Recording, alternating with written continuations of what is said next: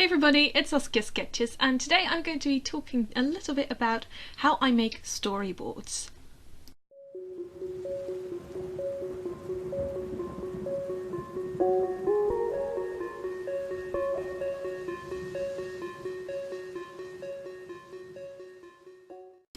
As some of you might know, I really love making storyboards, but I haven't really been able to post any on the internet because I've always used copyrighted music, so I never post them anywhere, otherwise they'll get claimed and stuff and taken down, and I don't want that. But since I love making them so much, and since I had a little bit of time on my hands this weekend, I thought it might be a good idea, or like a cool video idea, to make a YouTube video about how I make my storyboards, and to make one that you guys could actually like watch without my channel getting deleted or something. I've heard a lot of scary things about what YouTube does when you use other people's music, so I made sure to use music in this one from a website that offers free music. I think it's called Free Sound or something. I'll have a link in the description. Nope, that's incorrect. It's actually called Ben Sound.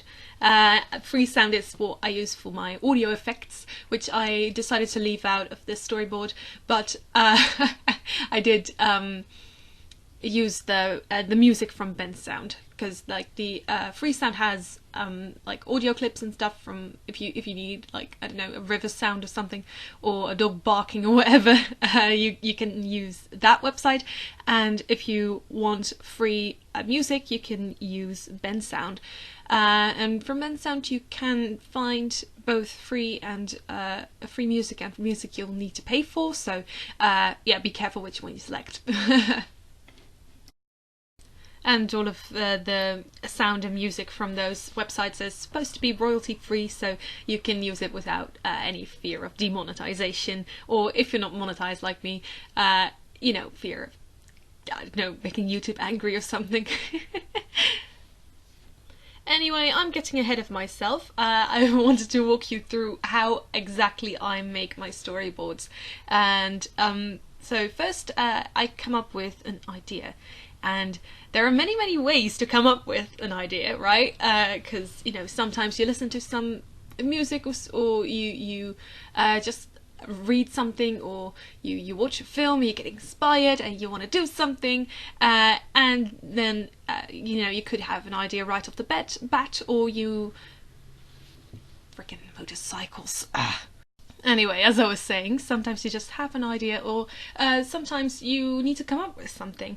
And the way I come up with my ideas is, I guess, a little bit of brainstorming, bit of thumbnailing. So in the first part of the video you saw some of my brainstorming. I just wrote a couple keywords down, or something that like the vibe I wanted the storyboard to have, or like the characters I wanted to include and stuff. So that's what I did, and that's what I did at first. And after a while I came up with a pretty good idea, and I wrote a script for that as well. And after I wrote the script, I started thumbnailing, and I didn't film any of the well, I did film the thumbnailing, but the footage got corrupted, so I'm not including it here. And you know, it's pretty much a tiny version of what I'm doing here. I just draw a couple of small squares, and I figure out the composition and which kind of panels I want, and you know, just to focus on the flow of the overall storyboard, because you know, if you jump into it without planning anything, it's most likely not going to turn out very well. So really, good planning is half the work. And after you've planned everything out, that's when you start actually, you know, drawing everything out. You know, you just gotta focus on drawing all the panels, and I usually like to draw them all in one go, because you know, I just put like a Netflix series on in the background or something, or like an anime that I've been watching, and I just draw them all out in succession, and yeah, that's what I did here as well. It was a couple of hours footage. I obviously sped it up quite a bit. Normally I don't speed it up that much, but yeah, it does take longer than one drawing, you know. It takes a little bit longer, but you know, if you actually put all your time and effort into it, you know, it's definitely worth it. And I love the way all my storyboards look, because you know, I have so much fun just drawing them all out. But you do need a little bit of endurance, so I don't think I would recommend doing it over a long period of time. You know, drawing one panel every week or something, because that's going to get boring, and it's going to, you know, your art style is going to evolve over that period of time. So there won't be any consistency within the you know, within the storyboard, and that's yeah, I think that might make it lose its charm. I also think it's important to not spend too much time on each panel, because they're only going to be shown for a couple seconds, right? And that's kind of also a little bit of the charm of a storyboard, that it's not finished, that it's you know, very sketchy and very you know, it's like a first draft of a story or something, because yeah, that's what they were meant for, right? They're like in kind of an in-between between the script and the actual animation, if you're making actual animation out of it. And obviously I'm not going to do that, because A, I don't have that much time, and B, I can't animate. Yep. Anyway, after I've sketched everything out, I tend to go over with my watercolours, and I tend to use my watercolours and not any other supplies like alcohol markers or you know, other supplies like I mean, I guess you could, but I do like using my watercolours because they are a very quick medium, I think. The only downside is that it has to dry, right? But I do really like, as I've probably said before, the combination of ballpoint pen and watercolours. I think they look quite lovely next to each other. Yeah, so after painting and colouring it, it's, you know, time to edit everything. So I take photographs of each of the panels, and then I upload those to my computer. And after I've uploaded them, I don't colour correct them or edit them in any way, but I suppose you could. I personally don't do that because I don't really know how to, but I think it looks fine without any editing if you just take a good photograph. And it's also important to make sure that the resolution is just to ensure you have good quality photographs and stuff, because I think that's quite important. If you you know, you don't want to lose your quality, right? So yeah, just be careful how you transfer them. Maybe you can scan them in if you have a good scanner, but yeah, just do whatever works for you if you want to make your own storyboard. And after I've transferred all my photographs to my computer, I open them up in my video editor, and the one I use for this part, I actually use two video editors. The one I use for this part is called Video Pad Editor, and you can download that for free. And this one is just a good one to use if you want to use multiple audio tracks, and that's what I usually use for like the dialogue and the you know, if you want to add sounds over top, that kind of stuff. So that's what I edit in that app. I edit all the you know, the sounds and the dialogue and everything. I synchronize it in that app with the panels and stuff, so to make sure that it all sounds good and stuff, and it works and it flows. It has the right pacing and stuff, and that's what that app is really good for. And after I've done all of that is the longest amount of work, I move it into Windows Movie Maker, and yeah, this app is you know, it's pretty good. I use it for editing my YouTube videos as well. It's because it's so easy. It has such a user-friendly interface. I think it's not very overwhelming if you're not familiar with video editing and stuff like that. Yeah, but in this app I use to insert my subtitles, and I do like to have subtitles because I feel like my handwriting is pretty terrible, and I want to, you know, make it look a bit more professional and stuff, a bit more, it makes it look a bit better, I feel.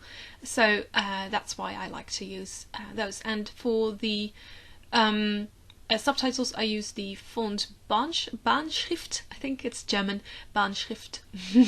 Yeah, and I have like a border around it and stuff, just try to make it look like, you know, legitimate subtitles. And yeah, so you basically just add all the you know, text and stuff from the script.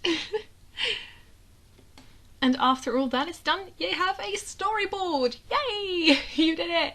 It's really, it's just so much fun. It's really a lot of fun to you know, make your own stories come to life. And I think you know, making a comic is cool too, but I think if you make like a storyboard with you know, sound and stuff, I think that's so much more immersive, and that's what I really love about storyboards. And speaking of sound, I actually forgot to talk about the dialogue. So you know, obviously I could voice one of the characters. I voiced my avatar, self-insert, whatever you want to call it. But because I wanted to have ROAX'S talk as well. ROAX'S, my talking fox for talking blue fox for anybody who didn't know. I actually wanted, you know, somebody who could voice him, and I stumbled upon this app called FIVERR, and I've seen a couple of YouTubers use this. I think Jazza used it, Rumi used it, to, you know, commission some people to do some artwork for you. Like I think, well, Jazza used it for artwork, of course, and Rumi used it for music. So I was wondering, hey, maybe they have voice actors on there, and guess what? They did. So that was really cool, and I found somebody who's absolutely amazing, and he's so talented, and he helped me so much with the voice acting for ROAX'S, and it was so cool. I have the link to his FIVERR account in the description, so if you ever want to you know, have anybody voice act for you, I highly recommend this person. And without further ado, here is the final storyboard in 3, 2, 1.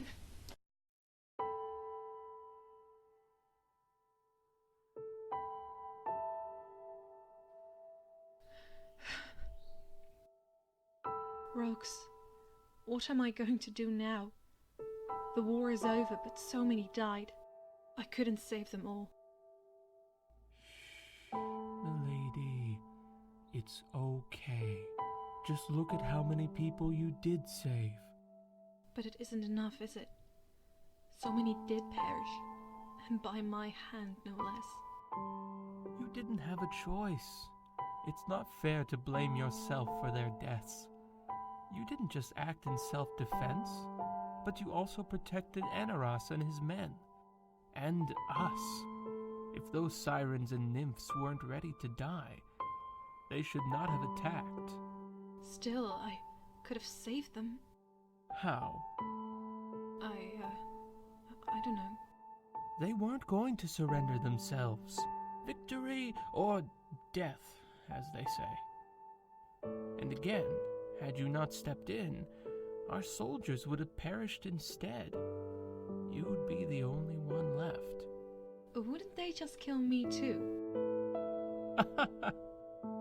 Oh, milady, have you forgotten who we are? We would never surrender either. We will always protect you. Oh, guys. Milady, you are worth fighting for.